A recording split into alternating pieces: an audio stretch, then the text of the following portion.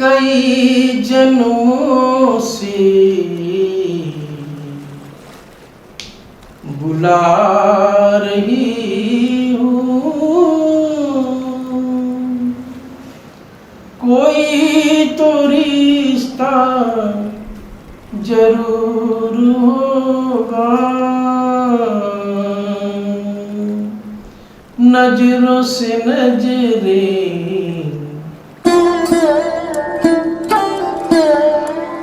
आप सभी को प्रणाम। सत्य सनातन की जय। ईश्वर की असीम अनुकंपा से, गुरु महाराज की असीम अनुकंपा से हम सभी लोगों को भगवत चर्चा करने का परम सौभाग्य प्राप्त हो रहा है। गुरु वंदना कर लेते हैं। बंदो गुरु पदकंज, कृपा सिंधु नर रूप हरि, महामोहतम पुंज, जासु वचन रविकर निकर। आज हम सभी लोग एक ऐसा रोचक आध्यात्मिक पहलू की चर्चा करेंगे जिसमें हम देखेंगे कि नारद मुनि जो देवर्षि की उपाधि पाए हुए हैं, उनको क्रोध में आकर के स्वयं भगवान को श्राप देना पड़ जाता है, और भगवान भी अपने जो भक्त की रक्षा करने के लिए उस श्राप को अपने ऊपर ले भी लेते हैं, और उसी के हिसाब से भक्त की अहंकार को किस प्रकार वो दूर भी करते हैं। इन सभी चीजों को हम लोग देखेंगे।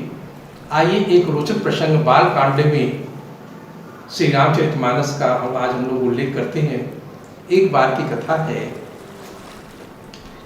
कि देवर्षि नारद पहाड़ में बैठ करके, पहाड़ की चोटियों पे बैठ के घनघोर तपस्या कर रहे थे, और इतना तपस्या में तल्लीन हो गए कि उनकी समाधि लग गई। अब इंद्र ये सब देख करके परेशान हो गए। उन इंद्र को ये लगा कि हो सकता है कि जो नारद जी हैं वो हमारे इंद्रासन को लेने के लिए कैसा कार्य कर रहे हैं, क्योंकि देवर्षि तो वो है ही, अब हो सकता है उनको इंद्र का भी पद चाहिए। तो ऐसा विचार आने के बाद उन्होंने कामदेव को बुलवाया। कामदेव से उन्होंने कहा, आदेशित किया कि कामदेव तुम ऐसा करो कि कुछ इस तरह की व्यवस्था करो कि जो देवर्षि हैं इनकी तपस्या भंग हो जाए। कामदेव ऐसा ही करते हैं। वो तमाम अप्सराओं को ले जा करके कामदेव नारद मुनि के आसपास में वो अपना नृत्य संगीत का विभिन्न मुद्राओं में कराते हैं। अब इतना सुंदर वहाँ पे संगीत था कि कोई भी मोहित हो जाए, और इतने अप्सराएं भी जानते हैं कि बहुत ही सुंदर थी। उनके जैसे सुंदर अप्सराओं की कल्पना इस संसार में नहीं किया जा सकता। वो सब अपने प्रयास से नारद की तपस्या को भंग करने का प्रयास कर रही थी। नारद मुनि आंख खोलते जरूर हैं, लेकिन उनके ऊपर जो है उस तपस्या का कोई प्रभाव नहीं पड़ता है। और कामदेव भी उनसे फिर क्षमा मांगता है। क्षमा मांग करके इंद्र के पास जाता है, कहता है कि इंद्र देव, अब देवर्षि नारद की ऐसी कोई अभिलाषा नहीं थी इंद्रासन के लिए, और वो जो है वो तो प्रभु के भजन में मस्त थे, ध्यान मग्न थे। बात आगे बढ़ती है। अब देवर्षि नारद को ये होता है कि अभी वहाँ से उठ करके शंकर भगवान के पास आते हैं। आप शंकर भगवान से अपनी सारी बातों को बताते हैं, वृत्तांत कहते हैं कि देखिए प्रभु, मेरे ऊपर कामदेव का भी बाण नहीं चला, और मुझे कोई माया व्याप्त नहीं हुई। मैं हरि का ऐसा भक्त हूँ। आप शंकर भगवान बड़े चिंतित हो जाते हैं। वो सोचते हैं कि अभी देवर्षि के अंदर तो अहंकार आ गया। तो वो शंकर भगवान को कहते हैं कि देखो नारद, आप ऐसा करिए कि हमसे तो आपने कह दिया, लेकिन श्री हरि विष्णु जी से आप ये बात मत कहिएगा। नारद जी कहते हैं अच्छा ठीक है भगवान हम नहीं कहेंगे। अब वहाँ शंकर जी से के पास उठ करके वो ब्रह्मलोक को जाते हैं। ब्रह्मा जी मतलब उनको ऐसा वरदान था कि वो कहीं भी नारद मुनि आ जा सकते हैं। अब ब्रह्मा जी के पास जाते हैं तो ब्रह्मा जी से भी मुलाकात होती है, शरण बनना होती है। उसके बाद वो जो है श्री हरि यानी कि विष्णु जी के यहाँ जाते हैं। विष्णु जी उनसे पूछते हैं मुस्कुराते हुए कि कहो नारद बड़े दिन बाद आना हुआ, सब कुशल क्षेम तो है। तो नारद मुनि कहते हैं हाँ प्रभु सब कुशल क्षेम है, सब अच्छा है। और फिर थोड़ा सा विष्णु भगवान को छेड़ देते हैं। अब बातों के क्रम में वो जो है सारा वृत्तांत एकदम अहम से भर के कि अरे देखिए आपकी माया भी भगवान हमको व्याप्त नहीं हुई, हमारे ऊपर कामदेव का कोई असर नहीं हुआ, और हम देखिए किस प्रकार से है आपके भजन में लगे हुए हैं। अब यहाँ पर देखिए ऐसा परिदृश्य उपस्थित होता है कि प्रभु जो है, जो नारद बहुत बड़े भक्त हैं प्रभु के, हमेशा नारायण नारायण करते रहते हैं, जो सांसों में रमण करते हैं, उनका जाप करते हैं। अब प्रभु की चिंता होती है हरि को कि अरे इसके अंदर तो अब अहंकार आ गया, अब ये बार बार कह रहा है कि मुझको आपकी माया व्याप्त नहीं हुई। तो अब वो कहते हैं नारद मुनि से अच्छा ठीक है नारद अब तुम जाओ, हमें और भी कुछ काम अपने करने हैं। तो नारद भी उनको चरण वंदना करके नारायण नारायण करते हुए जाने लगते हैं। अब वो श्री हरि ने, विष्णु भगवान ने ऐसा किया कि एक माया नगरी बनाई, विशाल राज्य बनाया, उसमें कुछ सुंदर सुंदर महल बनाए वगैरह वगैरह, जैसा राज्य होता है सब बनाया। अब वहाँ पे शील निधि नाम के राजा को नियुक्त किया। ऐसा इस तरह से माया नगरी उन्होंने बनाई, और शील निधि को एक बहुत सुंदर कन्या दिया, ऐसा रूपवती गुणवती शीलवती कन्या दिया उसको देख करके कोई भी मोहित हो जाए। अब उस राजा शील निधि राजा ने ये सोचा कि लड़की कन्या हमारी बड़ी हो गई है, इसका स्वयंवर किया जाए। तो ऐसा खबर नारद जी के कान में पड़ा। अब नारद जी भी अपना घूमते टहलते वहाँ पहुँचते हैं राजा के दरबार में। राजा उनको एक आसन देते हैं बैठने के लिए, फिर पूछते हैं कि मुनिवर आप बताइए मेरी बेटी का हाथ कैसा है, इसको कैसा वर मिलेगा। अब देखिए यहाँ बड़े एक मार्के की बात आती है कि जैसे ही नारद मुनि उस कन्या का हाथ देखते हैं तो हाथ देखने में उनको ये समझ में आ गया अरे इसका पति तो त्रिभुवन का स्वामी होगा, संसार का सबसे सुंदर पुरुष होगा, और वही इस ब्रह्मांड को चलाएगा। लेकिन ये सब बातें उस राजा को नहीं बताते हैं, बस इतना जरूर कर आश्वासन देते हैं कि आपकी कन्या का विवाह बहुत अच्छे योग्य वर्ग से होगा, और बड़ी ये इसको जो भी मिलेगा परिवार बहुत अच्छा परिवार मिलेगा। इस तरह से इधर बात घुमा फिरा करके वहाँ उठ के चल देते हैं। लेकिन उनके मन में ये होता है कि अब इस कन्या से हमारा विवाह हो जाए तो बहुत अच्छा। अब ये सब और इतना विकल हो जाते हैं उस कन्या से विवाह करने के लिए। अब देखिए उधर स्वयंवर की भी तैयारी हो रही है, अभी समय भी नहीं है। अब ये विकल हो करके तुरंत विष्णु जी के पास भाग के जाते हैं। अब विष्णु जी से कहते हैं कि हे भगवान देखिए ऐसी सी बात है, मैंने आपका भजन तो बहुत कर लिया जीवन भर, अब हम थोड़ा सा गृहस्थ आश्रम का भी आनंद उठाना चाहते हैं। और एक हमने कन्या देखी है, उस कन्या के हाथ में लिखा था कि इस संसार के सबसे सुंदर पुरुष के साथ ही उसकी शादी होगी, और मेरे पास इतना समय नहीं है, आपसे सुंदर तो कोई ब्रह्मांड में नहीं है। आप ऐसा करिए कि मैंने आपकी बड़ी सेवा की है, भजन किए, आप अपना रूप हमको दे दीजिए। प्रभु मुस्कुराने लगते हैं, कहते हैं ठीक है नारद ले लो, तो रूप तो दे देते हैं। लेकिन जो चेहरा है वो उनको एक कपी का देते हैं, बंदर का दे देते हैं। अब नारद अपना जो है प्रणाम करके खुशी मन से अति शीघ्र वो स्वयंवर में जाते हैं और स्वयंवर में जाकर के एक आसन लेके बैठ जाते हैं।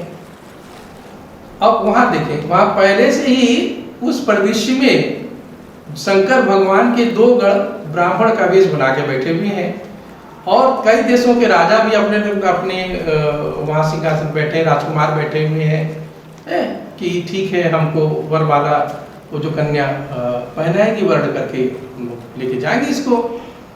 और इधर स्वयं श्री हरि विष्णु भगवान वहां पर एक राजा का रूप बना करके इसी सिंहासन पे वो भी जाके बैठ जाते हैं। इस तरह के एक वहां पे एक परिदृश्य उपस्थित हुआ। अब वो जो शंकर भगवान के गण है और नारद जी की बार बार स्तुति करते हैं क्या सुंदर रूप है देवर्षि आपका, क्या पूछना है आपसे, सुंदर तो कोई है नहीं। वो उपहास उड़ाते हैं, मजाक उड़ाते हैं, लेकिन नारद मुनि को ये बात समझ में नहीं आती। उनको आशीर्वाद देते हैं, अच्छा चलो ठीक है कोई बात नहीं। अब वो हंस भी रहे हैं नारद मुनि को देख के, लेकिन नारद मुनि को ये बात समझ में नहीं आ रही है। अब स्वयंवर शुरू होता है तो तो अब वो माला लेकर के वो कन्या जब चलने लगती है स्वयंवर में, तो नारद मुनि उधर ही बार बार देख रहे हैं कि भाई हमसे सुंदर कौन है, जब हरि का ही रूप हमारे पास है तो कन्या हम ही को वरेगी। लेकिन वो कन्या जो है इनकी तरफ देखती भी नहीं है नारद जी की तरफ, और सीधे जाकर के श्री हरि के गले में माला पहनाती है और पहना करके और हरि उसको लेकर के फिर चले जाते हैं। अब यहाँ इनका चेहरा तो लटक जाता है नारद जी का। अब चेहरा नारद जी का जब लटक जाता है तो वो जो गण है शंकर भगवान के ब्राह्मण के रूप में, वो कहते हैं कि कन्या ने आपको इसलिए नहीं वरा कि आप जाकर के पहले पानी में किसी दर्पण में अपना चेहरा तो देख लीजिए। अब नारद को कुछ शंका होती है, और शंका होने के बाद वो जो है जब पानी में चेहरा देखते हैं तो उनका चेहरा जो है वो बंदर का। अब क्रोध में आ जाते, इतना क्रोध में आते हैं कि उनका अपने ऊपर से नियंत्रण खत्म हो जाता है और उन दोनों गणों को ये श्राप देते हैं सीधे सीधे कि जाओ तुम दोनों निशाचर हो जाओ। और उन निशाचरों को मारने के लिए भी श्री हरि को बहुत कठिनाई से मारना पड़ा है उनको, है इसकी चर्चा में बाद में करूंगा। और वो जाकर के फिर उनको श्राप देने के बाद नारद मुनि दंदनाते हुए पहुंचते हैं श्री विष्णु जी के पास। अब पहुंच करके वो रास्ते में तो विष्णु भगवान का इंतजार ही कर रहे थे, उस कन्या के साथ खड़े थे और नारद जी उनको देखते ही कहते हैं कि तुम्हारा तो स्वभाव ही कपटी है, तुमने हमेशा से ही कपट व्यवहार किया। समुद्र मंथन किया तो क्या किया, तू जो विष निकला उसको शंकर जी के हवाले कर दिया, तुम पी लो इसको। अमृत निकला तो छल करके असुरों को न पिला करके देवताओं को पिला दिया। और खुद क्या किए कि उसमें जो सबसे सुंदर कन्या मिली उसको ले लिया, और जो मणि निकली कौस्तुभ मणि निकली उसको लेकर के अपना चले आए। अब तुम तो जीवन भर यही छल का व्यवहार करते रहे हो और वही चीज तुमने हमारे साथ किया। फिर कहते हैं कि अब श्राप देते हैं, क्या कहते हैं कि कपियाकृति तुम किन्नी हमारी, करी हहीं कीस सहाय तुम मारी। मम उपकार मम अपकार किन्न तुम बारी, नारी बिरह तुम हो दुखारी। अब देखिए यहीं से प्रभु के अवतरण की भी भूमिका बननी शुरू होती है। क्या श्राप देते हैं नारद मुनि, कहते हैं कि तुम तो शुरू से छली कपटी रहे हो, तुमने रूप तो अपना दिया लेकिन आकृति हमारी जो कपी की कपी कर दी, और यही कपि तुम्हारी यही बंदर तुम्हारे विशेष समय में तुम्हारी मदद करेंगे। और तुमने मेरे साथ बहुत बुरा किया है, अपकार किया है, अच्छा नहीं किया है। और जिस प्रकार से मैं नारी विरह में व्याकुल हूँ, उसी तरह से तुम भी भरी जवानी में नारी बिछोह में तड़पोगे। अब इतना जब ये श्राप भगवान कहते तथास्तु ले लेते हैं, और लेने के बाद अपनी माया हटा लेते हैं। अब देखिए यहाँ बारहवीं प्रसंग देखिए। अब जब माया अपने हटा लेते हैं, अब नारद मुनि अपने होश में आ जाते हैं, कहते हैं अरे ये क्या हो गया, मैंने किसको श्राप दिया। अब वो अपने होशोहवास में आ जाते हैं कि मैं कौन हूँ, मुझे क्या करना है और मैंने क्या कर दिया। अब रोने लगते हैं, बिलखलाने लगते हैं, प्रभु के चरणों में गिरने लगते हैं। तो कहते हैं कि प्रभु ऐसा करिए, हाथ जोड़कर विनती करते हैं, प्रभु ऐसा करिए कि मैंने जो श्राप दिया है वो निराधार हो जाए, उसको प्रभु नष्ट कर दीजिए। अब उनकी विकलता देख करके, उनकी सरलता देख करके तब हरि कहते हैं कि देखो नारद, इसमें तुम्हारी भी गलती नहीं है, ये तो सारी मेरी माया है। तुम्हें थोड़ा अहंकार हो गया था कि तुम्हें कामदेव की माया व्याप्त नहीं हुई, काम तुम्हारा कुछ नहीं बिगाड़ सके। चूंकि तुम, और जब तक भक्त और भगवान एक नहीं होते तब तक उनको मोक्ष भी नहीं मिलता है। तो अब तुम चूंकि मेरे में जो है वो तुमको विलीन होना था, इसलिए उस कमी को भी दूर करने के लिए मुझे इस तरह का कार्य करना पड़ा। इसलिए निश्चिंत रहो, तुम्हारे साथ कुछ नहीं होगा। तो फिर नारद मुनि कहते हैं कि प्रभु कोई उपाय तो बताइए जिससे ये कष्ट तो दूर हो जाए, कि आपकी भक्ति हमें सब सर्वदा मिलती रहे। तो प्रभु उनको कहते हैं कि जो सत्य नाम है, जो हमारे सांसों में रमण रहा है, उसको, उस नाम का तुम जप करो, और जप करने से तुम्हारे सारे पाप कट जाएंगे और हम तुम्हें प्राप्त हो जाएंगे। तो ये कथा हम ये समझाने का प्रयास करती है कि देखिए भगवान भी अपने भक्त की रक्षा करने के लिए कैसी कैसी लीलाएं करते हैं। छोटा सा भजन आपके सामने रखते हैं। कई जन्मों से बुला रही हूँ, कोई तो रिश्ता जरूर होगा, नजरों से नजरें मिला न पाए, मेरी नजर का कसूर होगा।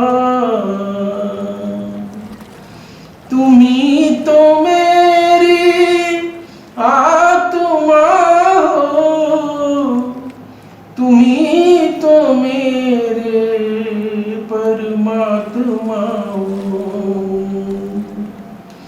तुम्ही तो मेरी आत्मा हो, तुम्ही तो मेरे परमात्मा हो। मुझी में रह कर मुझी से पर्दा, मुझी में रह कर मुझी से पर्दा, ये पर्दा हटाना जरूर होगा। कई जन्मों से बुला रही हूँ। जय श्री राम।